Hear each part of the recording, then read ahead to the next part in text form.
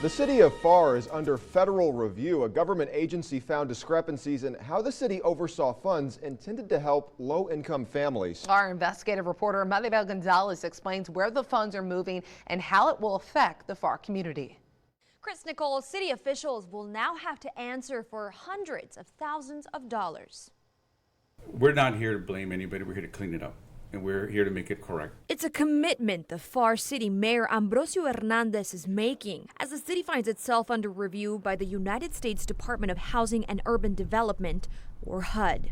And we will do what's necessary to make it right. Every year, the city receives about $1.2 million towards their Community Development Block Grant Program, or CDBG. Nonprofits who work with low and middle income families in the area can apply for money from that federal grant. Back in 2018, HUD conducted a routine audit on CDBG. We requested a copy of that review through the city of Pharr, but the city forwarded our request to the Texas Attorney General's office. So we got it directly from HUD. Is there a reason why my request was sent over to the Attorney General's office? We reserve the right as a city, as any municipality or county or any government entity, as you well know, that we can always seek Attorney General privilege. Always.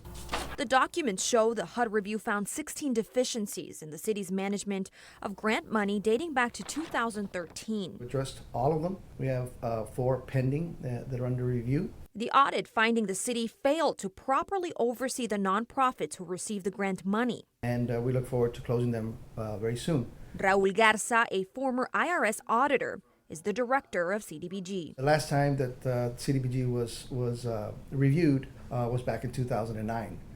So there's quite a long time, and so things can fall through the crack, practices can change, staffing can change. One of the nonprofits named in the HUD review is Proyecto Azteca, an organization helping low-income families fix their homes. HUD found it did not properly vet the cost of home reconstruction projects, and the CDBG manager did not ensure they did either. Now, HUD is requesting the city pay back $213,000 from non-federal sources for the money they awarded to Proyecto Azteca in 2013 and 2014.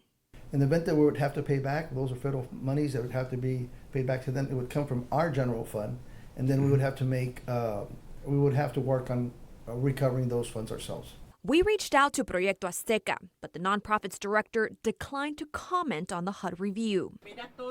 Lupita de Leon was one of the people who received help from Proyecto Azteca to fix her home's roof on the brink of collapse. According to the HUD review, the city had to first ensure De Leon's home was tested for lead before any construction could be completed. HUD and De Leon both say that didn't happen.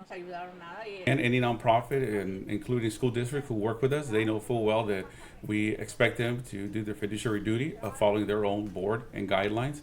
And it's never been our practice, and it will not be our practice for us to delve into operations of any other organization. However, HUD holds the city liable for overseeing the organizations they give grant money to, and that same policy is also posted on the City of Pharr's website.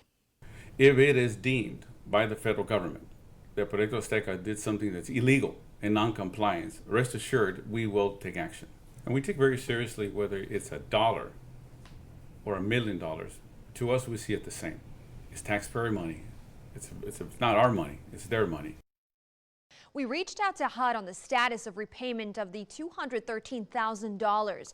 As of right now, they say the city has not yet repaid the money and that they're working with city officials to reach a settlement.